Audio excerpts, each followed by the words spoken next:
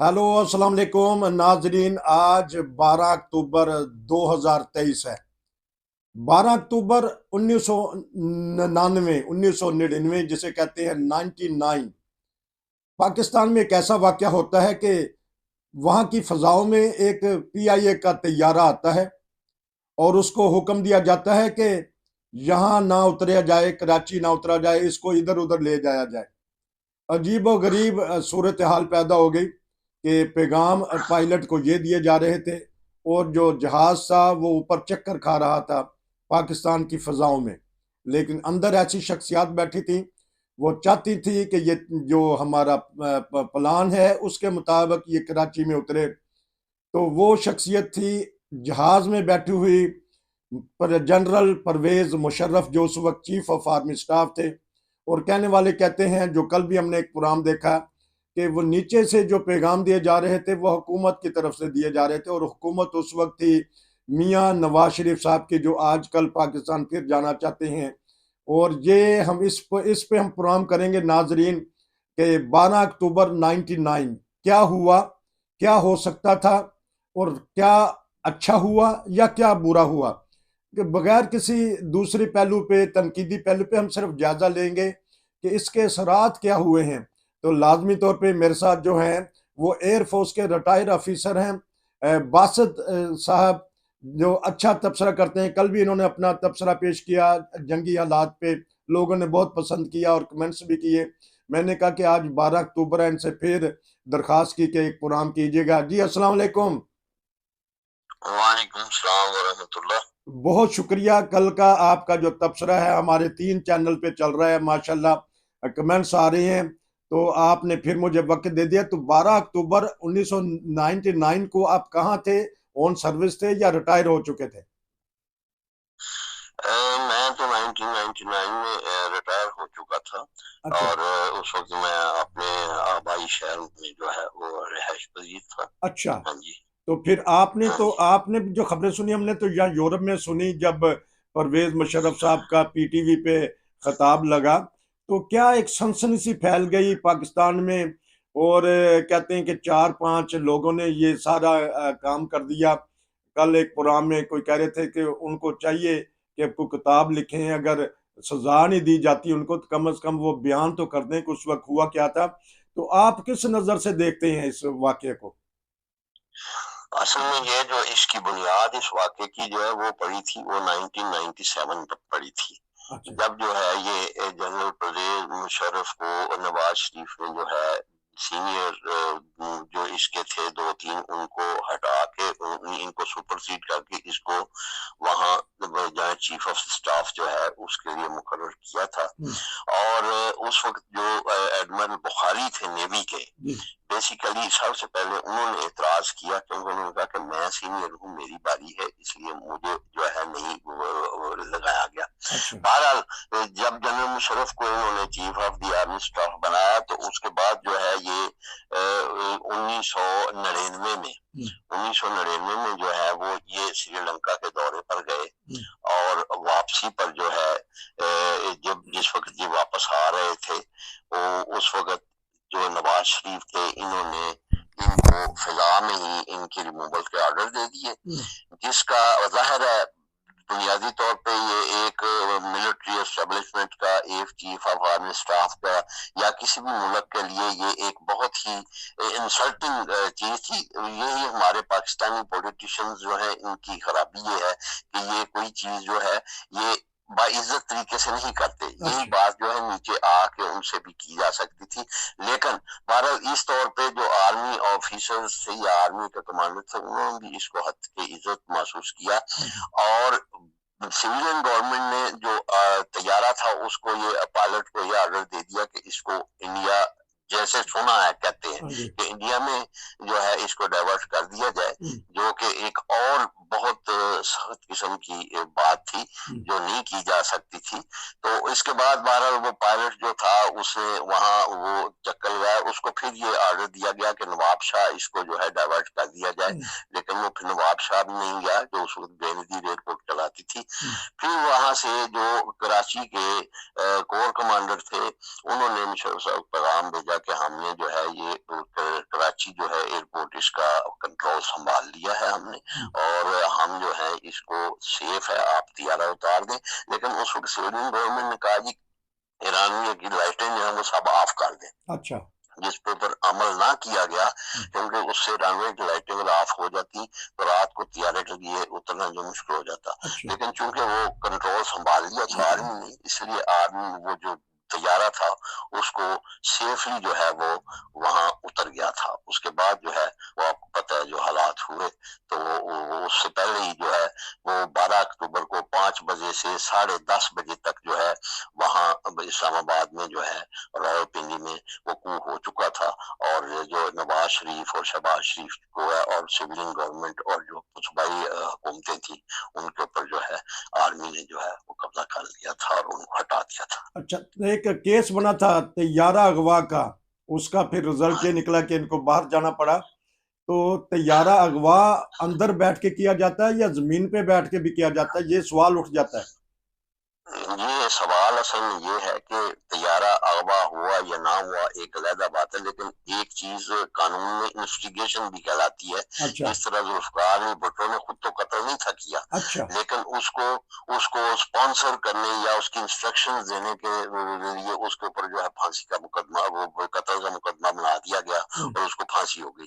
تو اسی نقطۂ نظر سے جو ہے نواز شریف کے اوپر بھی مقدمہ بنایا گیا تھا اس کو، کہ انہوں نے اس میں مدد کی ہے یا ایسے حالات پیدا کیے کہ جس کو اغوا کے زمرے میں لایا جا سکتا ہے.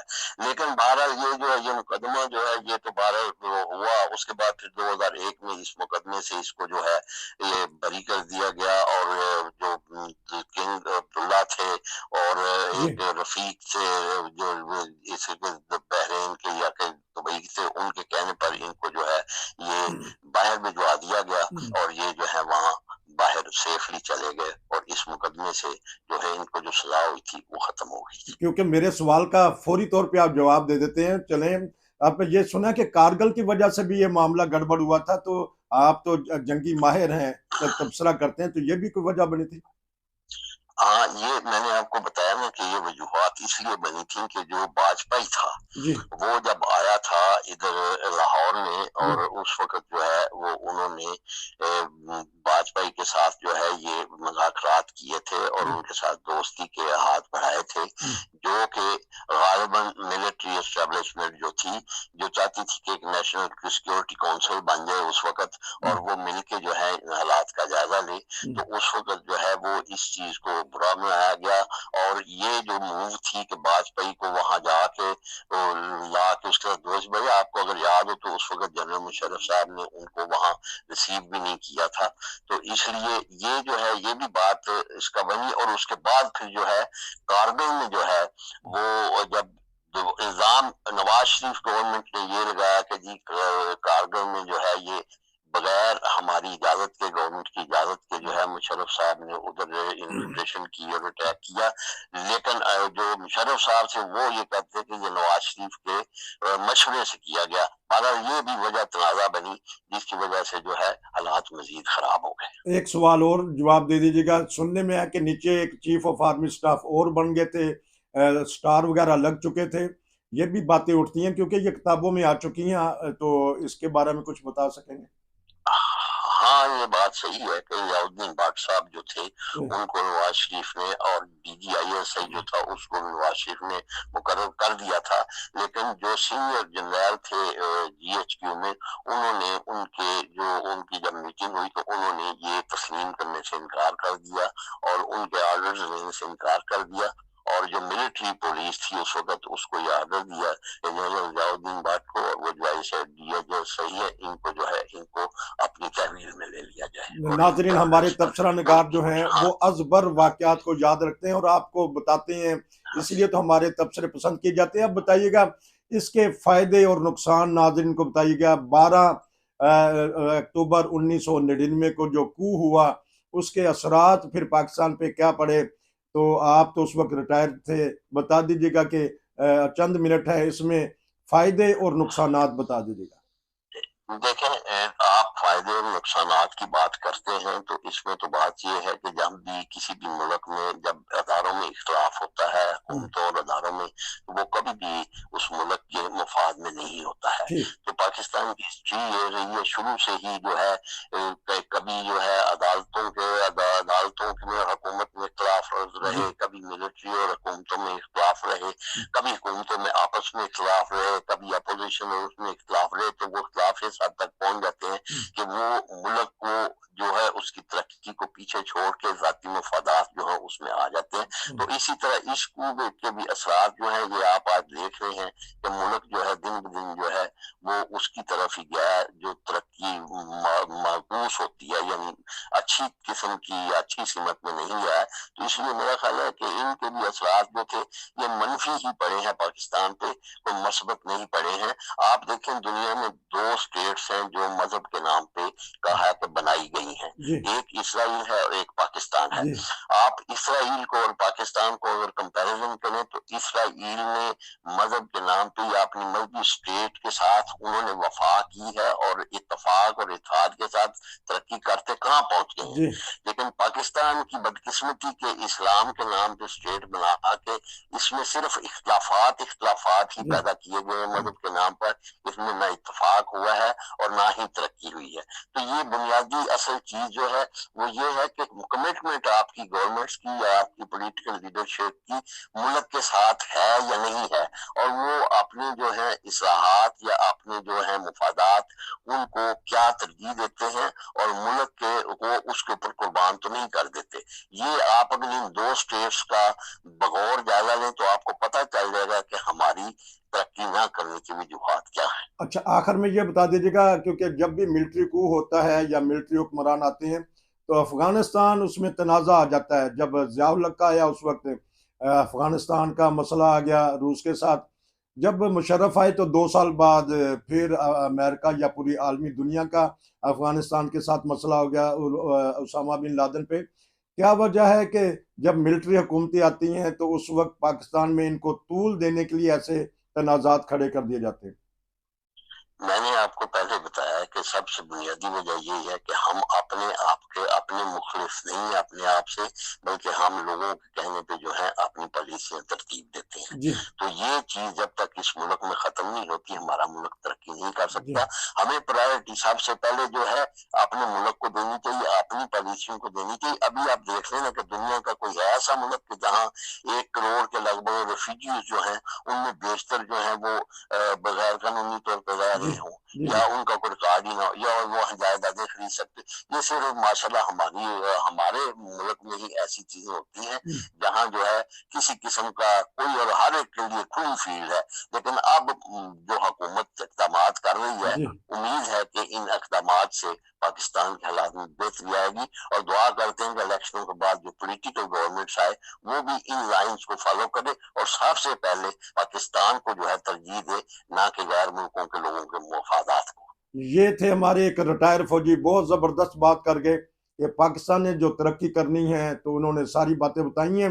ناظرین، یہ تھا 12 اکتوبر کے سلسلہ میں ایک اسپیشل پروگرام۔ ہماری کوشش ہوتی ہے کہ اس دن کے مناسبت سے بہتر پروگرام کر دیں۔ آج ہم نے ایک اور پروگرام بھی ناروے سے کیا ہے کہ جو وہاں فلسطین کا یاسر عرفات اور رابین کا جو معاہدہ ہوا تھا اس بارے میں اب دیکھتے ہیں کہ کون سا پروگرام پہلا آن ایئر ہوگا۔ باسط صاحب، آپ کا بہت شکریہ کہ آپ مجھے وقت دے دیتے ہیں اور اپنی جو ماہرانہ رائے ہے اس کے اوپر تجزیہ اور تبصرہ پیش کر دیتے ہیں۔ ناظرین، اگر آپ بھی کوئی پروگرام کرنا چاہتے ہیں تو ہمیں واٹس ایپ پہ میسج کیجیے۔ کچھ کہنا چاہتے ہیں اور یا کافی ہے 12 اکتوبر کے بارے میں؟ آپ کو میں اب صرف یہ بتانا چاہتا ہوں کہ یہ جو فلسطین کا جو معاملہ آج کی جو لیٹسٹ تازہ ترین صورتحال ہے اس میں یہ ہے کہ مزید اس میں آ رہی ہے، اور آج جو ہے وہ اس کی ملاقات ہو رہی ہے جو secretary of state U S کا ہے اور جو ہے نیتنیاہو جو ہے وزیر اعظم کا، اور اس کے بعد انہوں نے محمود صاحب جو ہے پریزیڈنٹ ہے فلسطین کے جارڈن میں، ان کے ساتھ بھی اس نے ملاقات کرنی ہے۔ اور نیٹو جو ہے اس نے بھی حمایت کا اعلان کر دیا ہے، لیکن ساتھ یہ اسرائیل کو کہا ہے کہ بھئی وہ حملے جو ہیں وہ اتنے ہی کرے جتنے اس کے اوپر حماس کر رہی ہے، اس سے بڑھ کے نہ کرے تاکہ زیادہ نقصان نہ ہو۔ بہرحال یہ تازہ ترین ڈیولپمنٹ ہے کہ اس وقت نیٹو بھی اسرائیل کی حمایت کر رہا ہے، امریکہ بھی اسرائیل کی حمایت کر رہا ہے، اور جو ہے اس کا پریزیڈنٹ جو ہے اسرائیل کا اس نے بھی بیان دے دیا، اس نے کہا جی ہم جو ہیں ریٹیلیشن نہیں کی ہے ہم نے، بلکہ ہم جو حماس کے جو جڑیں ہیں ان کے اوپر ہم حملے کر رہے ہیں تاکہ ان کی جڑوں کو ختم کر دیا جائے اور یہ تنظیم جو ہے ختم ہو جائے۔ اور انہوں نے یہ جرمنی کی چانسلر جو ہے اس نے بھی کہا ہے کہ فلسطین جو ہے اس کے اوپر ہم جو ہے جو ڈیولپمنٹ فنڈ ہے اس کو سسپینڈ کر رہے ہیں تاکہ ریویو کیا جائے۔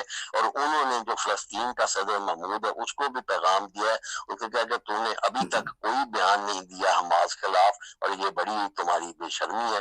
تو اس سے پتہ یہ لگتا ہے کہ مغربی یورپ یا جو یورپ کے ممالک جو ہیں اگرچہ ان میں ان کے خلاف مظاہرے کہیں کہیں ہو رہے ہیں لیکن حکومتیں جو ہیں وہ اسرائیل کی پشت پناہی کر رہی ہیں۔ یہ تھی تازہ ترین صورتحال مشرق وسطیٰ کی۔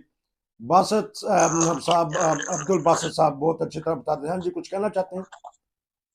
ٹھیک ہے، بس شکریہ۔ ہاں جی، بہت بہت شکریہ، آپ نے صورتحال سے آگاہ کیا۔ نصیر کو اجازت دیجیے، السلام علیکم۔